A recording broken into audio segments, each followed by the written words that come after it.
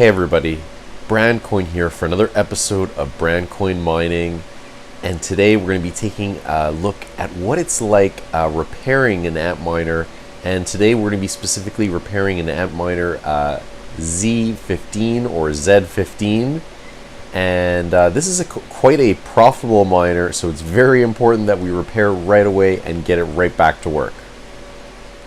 Here we are, everybody. So without any further delay, let's run that intro.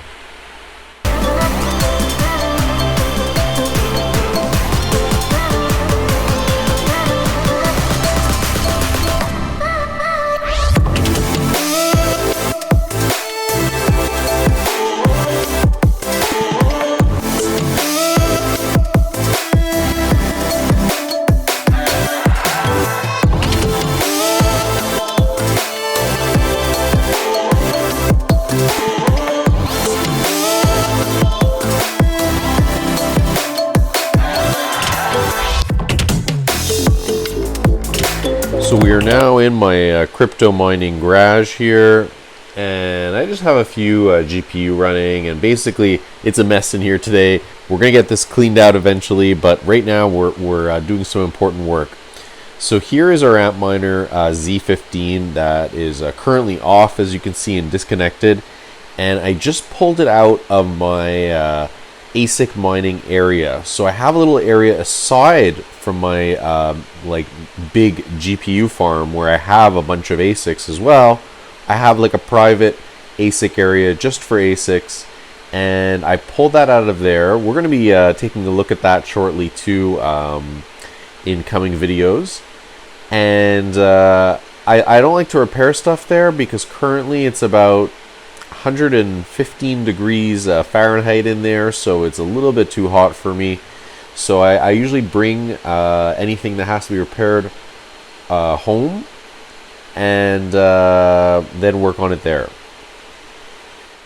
So I think the problem with this Antminer Z15 is I think it has to do something with this power supply, or it could have been the cord, the power cord that connects this power supply to something like this, which is basically a fancy power bar, as a lot of you probably know, called a PDU. And so I think it was either the cord or the power supply, because I was getting absolutely no lights whatsoever here. So we'll see what happens when I plug in a new cord first, and we'll test that out. So now we are back, and we've plugged in our Ethernet and our new power cable, and we're going to be testing this out. And the reason we're really going in depth here and talking about what the different things are going to be, I want to sort of show my train of thought so you guys can sort of reattempt to fix things yourself. So we're going to be turning this on here, and boom, no power. This was basically the exact problem. This is how I arrived at the mine, and this is what the computer looked like. The Z15 power supply was on, as we can see. It was plugged in, and there was just no life whatsoever. Fans not spinning, no power to the unit. So now I'm guessing the problem is a faulty power supply. So we'll just get a new power supply plugged in, and I think this thing's going to run. I think this was a really easy problem today, but that's how they are. Some problems are easy, and some problems are not. But let's not count our chickens before they're hatched. Let's go get the new power supply and plug it in. So we are back again, and I just pulled this power supply out of a parts bin here that I had, and we're going to be replacing this one. They are identical units, and it happens to be some weird Yunhui brand out of China. And these I got used from AliExpress several years ago. So I mean, they served me well. They used I used them for years, and they'll break eventually. But I really didn't pay too much for them. I think at the time they were like $70 approximately. I don't remember exactly, but I think or $50 to $70, something like that. So I mean, they were incredibly cheap. So it looks like the time has come for this guy. So because of this case design, all of the cables are coming through the side here, and they're actually sort of plugged in under this plate. I'm not going to film the removal process here because I need both my hands, but it's pretty easy. I'll sort of show you step by step. So you basically have to press this button here at the back, and there was a little screw in there, but I think it didn't fit. It never fit back in, so I just never replaced it. So you press this button, and I think you slide this forward or backwards. I think it's forwards if I remember correctly.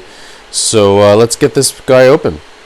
Now we are back, and I've got the top of this ASIC off here, and I pressed this button here, and then it just sort of popped off. There was actually no sliding action, and we can see here it's a crazy dusty inside this guy.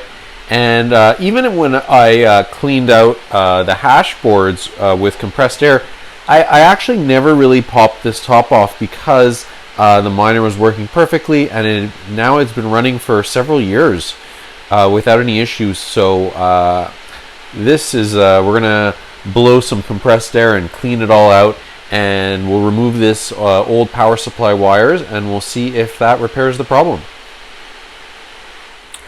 So now we've got our power supply disconnected, as we can see here, and it still looks sort of dusty. We're just going to use our air duster can here, and we're going to blast all the dust out.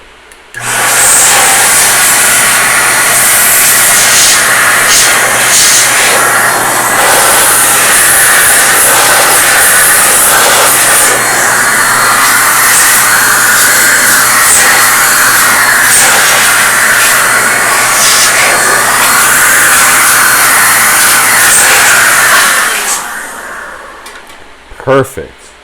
Gorgeous now. So now we've got our new power supply plugged in, and time to get this thing tested before we close it back up. Here is the big moment of truth. Please let this work. Otherwise we're in a little bit of trouble. Here we'll flip the power switch on, and oh yes! That is very, very good. We are back in business. And looking pretty good. I like that. Those lights flashing there, connecting to the internet. And we'll power this on, and we'll just pop back in a moment once this starts hashing. So as we can see, we are back here. The miner has started up, and we are mining. That green light flashing, that is very good. So now we just have to put the cover back on, and we're going to be bringing this back to our mining location. So let's say this fix didn't work, and the miner still, even with a brand new power supply, still failed to turn on. I would then look at replacing the controller board, which is the small board that the internet, Ethernet, and the power supply both plug into. So luckily that problem was pretty easy to fix, and now we're going to send that Antminer Z15 back to the mines to do some good work for a few years. So thanks for watching RavenCoin today, everyone, and we'll see you all soon in the next episode.